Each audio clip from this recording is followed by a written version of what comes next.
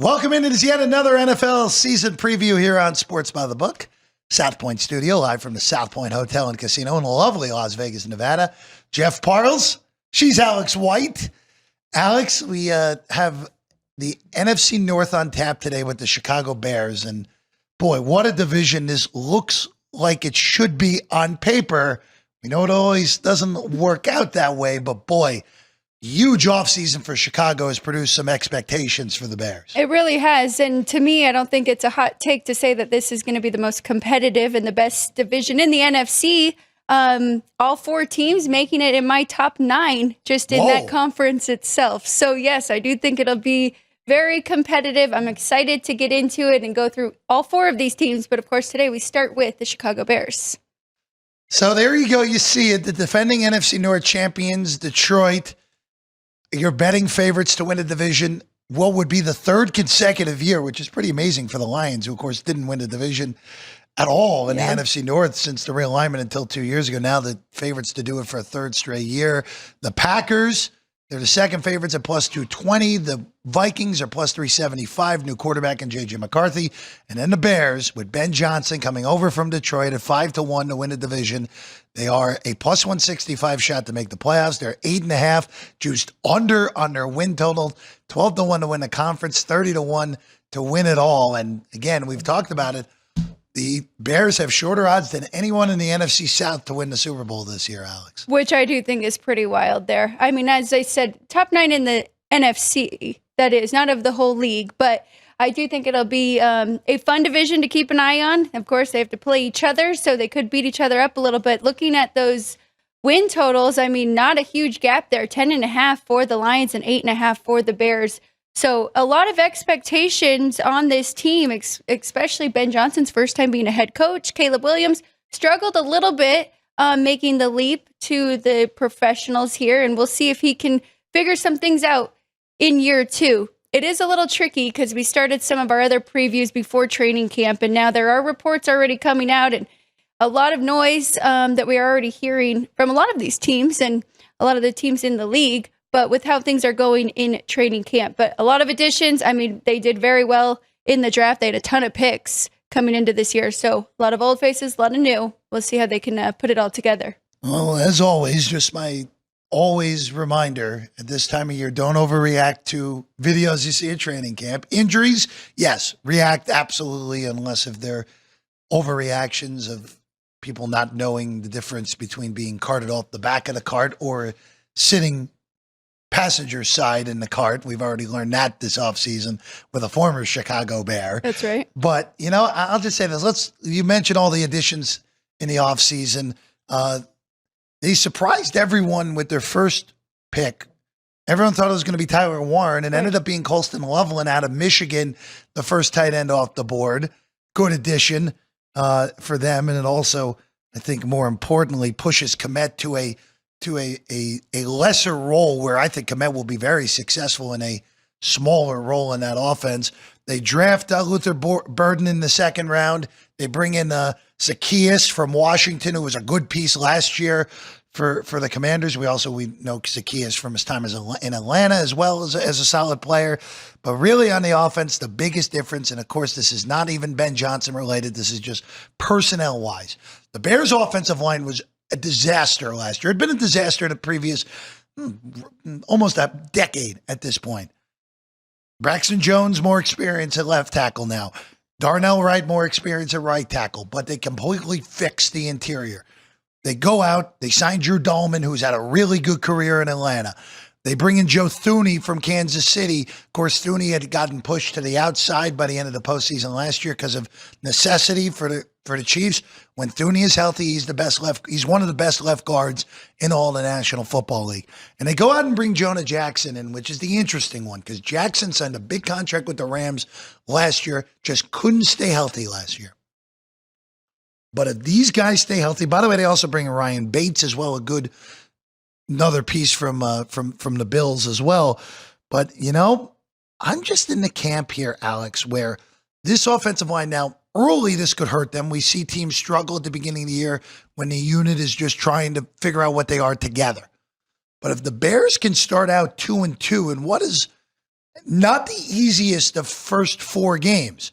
Monday night against the Vikings, at Detroit on a short week, the Cowboys, and then here in Vegas against the Raiders. The Raiders, if you watched our Raiders preview, we don't think they're a pushover this year. We think they're actually a pretty good team that's just in the wrong division. But I'll just tell you, Alex, this is a roster on offense that looks so much better than it did a year ago because of that O-line and because of the auxiliary pieces that Ben Johnson loves to play with, as we know. And I will say, number-wise, I mean, looking at Pro Football Focus, they did a comparison from 2024 O-line to preseason 2025 O-line, and Chicago's was the biggest upgrade. It was from 24th last year to 4th this year, so there's absolutely no denying that they made some changes, got the pieces to help Caleb Williams and have more success this year. And then, like you said, a ton of weapons. My biggest thing is the health, like you said. Are they all going to stay healthy? Are they all going to mesh well? And then I do just think they have a brutal schedule. I mean, I like where they are, but I think they have to make such a huge jump from where they were last year, looking stats-wise. I mean, they finished 32nd in total offense. So, I mean, even now I've kind of got them ranked 17th offense going into this year, and that could be a little low with, like you said, there's a ton of weapons around Caleb Williams, but that's already a huge jump in itself. So making an even bigger jump seems a little bit unrealistic to me with the tough schedule that they have ahead of them. So just to counter real quick on the Bears sort of thing, on just, is this too much to ask in year one? With Ben Johnson at the head coaching position and Caleb Williams, again, who has a ton of pressure on him this year after, again, Jaden Daniels was significantly better last year. Obviously, Jaden Daniels was one step away from the Super Bowl a year ago out of nowhere, realistically speaking, with the Commanders. No one expected the Commanders to be anything more than maybe a 5-6 win team a year ago, and they won 12, and they beat the Lions in the postseason before getting clocked by the eventual Super Bowl champions. But, I'll just say this, and this goes for a few teams, and the Bears are probably the most extreme example of it. And the only hesitation is we don't know what Ben Johnson is as a head coach. We don't know. We genuinely don't know. We think Ben Johnson is going to be awesome, but there's a chance Ben Johnson is not good. When you have a first-time head coach, and you see the Coach of the Year odds on the screen, and I've said this in every single episode, so I have to say it here. If the Bears make the playoffs, Ben Johnson is at worst finishing second in the Coach of the Year voting. At worst. Because him and Mike Vrabel are the betting favorites, and they should be.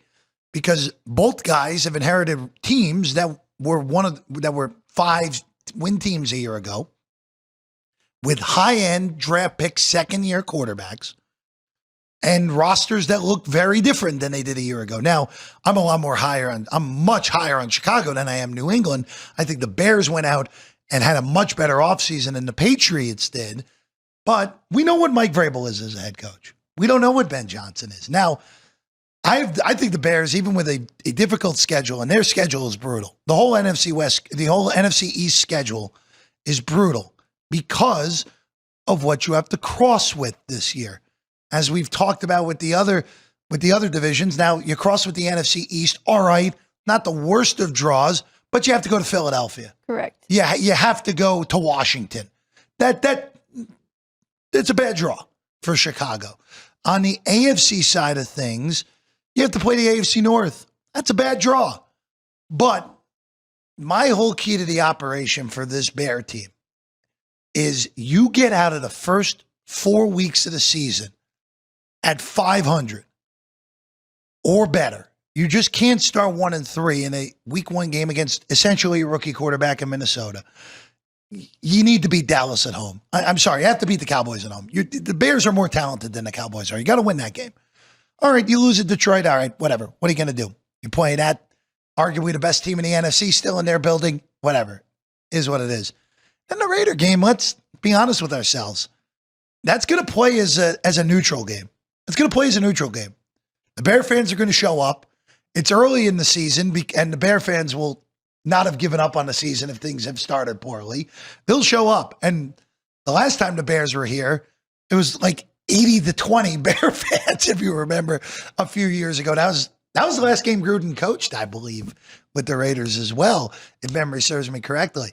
But you have to get out of the gate at least 500 because the 4-week games after the bye are brutal. Yes. Even with that game against New Orleans mixed in there in week 7, that the Bears will be a big favorite and will win.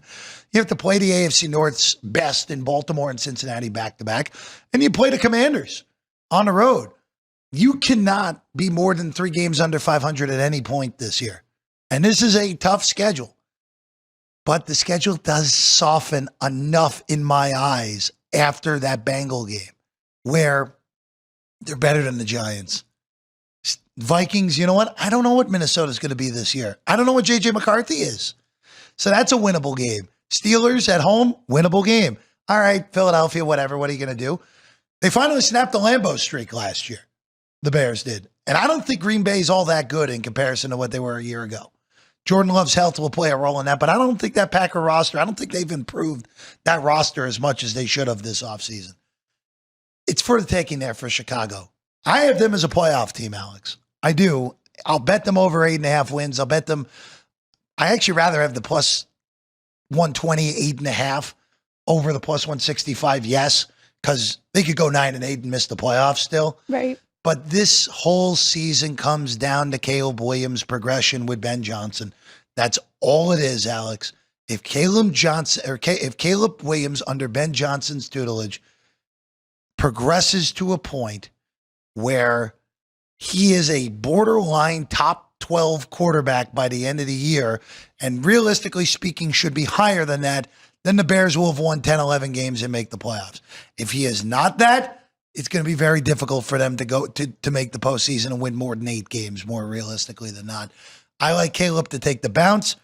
This is the best receiving core that the Bears. This is the best receiving core the Bears might have ever had on paper going into a season with Moore, with Roma Dunze, who should be taking a leap forward, with Zacchaeus and Burden as your top 4, and then 2 tight ends that, Komet was looked at as a top 10 tight end going into last year.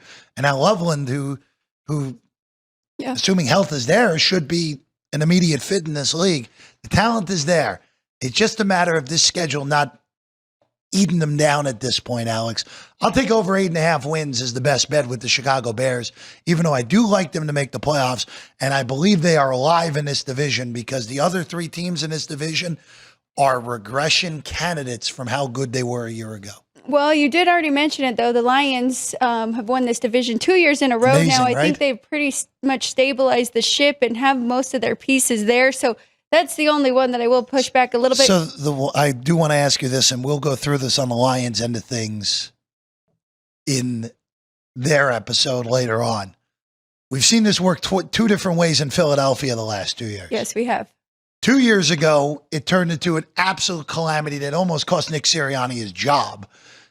2 years ago, with both coordinators getting head coaching jobs, they got off to the amazing start and then had as an epic of a collapse as anyone has ever had down the stretch. They changed the coordinators again for the better, and they win the Super Bowl. Now, the question is in Detroit, and we'll go through this in the full way, are the guys they bring in better than Ben Johnson and Aaron Glenn? Hard to see that, especially with John Morton on the offensive side.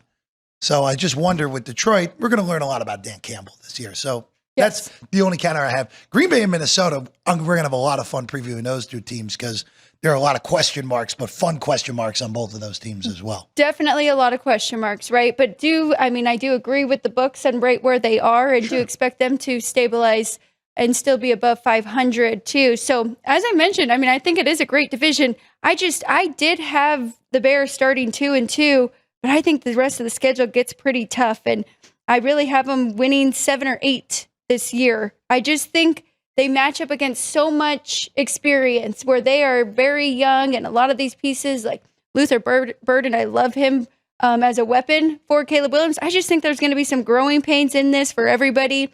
And you mentioned it. Ravens, Bengals, they're seeing these quarterbacks that have been MVP in the MVP conversation for years now. So it's going to be tough. They have a really hard draw there, seeing the NFC East and then seeing the AFC North, but it'll be fun. my expectations aren't that high just yet. So one other note I want to bring up, defensively speaking, Dennis Allen's the new defensive coordinator in Chicago. We know what Dennis Allen at this point is. He cannot be a head coach in this league, but he is a reasonable to good coordinator. Defensively speaking, they bring in Grady Jarrett's really the big addition, comes over from the Falcons. Defense is pretty similar, all things considered. And again, this is a defense that was not the issue a year ago. As you mentioned, the offense just couldn't get off the ground in Williams' rookie year. Now, granted, he had 3 different play calls.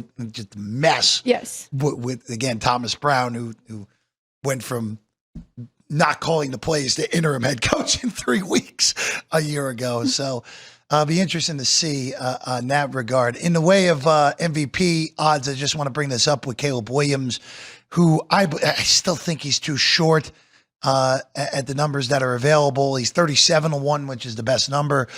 I need to see it first. I still think Caleb Williams ends up being the best quarterback from that draft last year. As great as Jaden Daniels was a year ago, and Jaden Daniels, top 10 caliber quarterback. He's the 5th favorite to win the MVP. I still think Caleb's got it in him to be better than Jaden Daniels throughout the course of his career. I think this can go back and forth plenty of times. Williams 25-1 here at the South Point to be the guy with the most passing yards in the NFL. But I would be very careful about betting anything awards-wise or yardage-wise with Williams. I need to see what Ben Johnson's yes, we know what it was in Detroit. We need to see what it is in Chicago before betting anything. And that's the only thing I'll throw out in the way of awards or yardage props this year for any of the offensive guys in Chicago. Well, especially because, I mean, with Jaden Daniels, the game seem to be already slowed down for him, where it is, we have not seen that for Caleb Williams yet at the professional level. So while yes, we don't know with their career, I still just think he's got to adapt and, learn this new game and this speed. So that does worry me a little bit, definitely, especially with betting on the awards here. But to your point with the defense, a lot of those players and big names like Grady Jarrett that they did bring in, he is 32. He did have an ACL tear in 2023. So there are some question marks too. I know Billings coming off an injury from last year. Some question marks with guys, how healthy are they going to be and ready to make the next step? But definitely some upgrades on defense because, as you mentioned, pretty good. I mean, they were 16th in passing, but they were 27th in total defense. So definitely needed some adjustments there and some upgrades as well. But all in all, I think they'll be much better. Their power rating's pretty high, as I mentioned, 9th in the NFC, but still, and that could vary a little bit, push them up a little bit, a couple extra wins. They could be a playoff team. But as of right now, I have them right there at 7 or 8 wins. So again, the best for me over 8.5 on Chicago. Alex and I are oppo on this team, but I'm going to buy Ben Johnson stock, even though it is, again, first time head coach. Always have a question of, hey, is this guy just a coordinator? But I'm going to buy stock in those offseason acquisitions. Pushes the Bears into being a playoff team. They're not ready to compete for a Super Bowl. They're nothing along those lines, of course. But hey, if Detroit, if these teams in front of them, I mean, Minnesota won 14 games a year ago. They're going to regress. Detroit was the number 1 seed, and they lost both coordinators. Their win total is only 10.5 with juice under. Probably going to regress. And Green Bay needs to have Jordan Love for a full 17 games. So this division, despite its strength, and boy is it full of strength, there are a lot of question marks for a division that is very capable of getting 3 playoff teams yet again, like it did a year ago. And I think the Bears are going to snag one of those. And I do think it's going to be at least a 2-bid division again. I do, too. Whether it's Green, whoever it is, but I have Chicago snagging one of those spots as well behind Coach of the Year, Ben Johnson. Finally, I can say that. Coach of the Year, Ben Johnson. As I've said on all the other episodes, he is the man to beat in Coach of the Year this year. And if the Bears make the playoffs, Ben Johnson's winning NFL Coach of the Year at 7-1. I do like those odds there. And because you're right. I mean, they don't have to win the division, I don't think, for him to even win the playoffs. Just make the playoffs. Just make the playoffs. In a tough division like this. Absolutely. All right. That's been the preview on the Chicago Bears. We're going to have all 32 teams up as we go through the whole offseason here, getting you ready for week 1 in the NFL, all 32 teams here on Sports by the Book. Make sure you're hitting subscribe to make sure you can get them all as they come out. We're live every Monday through Friday at 10 a.m. Pacific, 1 o'clock Eastern, 12 noon Central Time, if you liked what you heard here today. So it's sport bets and best in sports betting bets and more here on the show. She's Alex White. I'm Jeff Parles. We'll see you next time on the NFL previews here on Sports by the Book live from the South Point studio at the South Point Hotel and Casino in Las Vegas.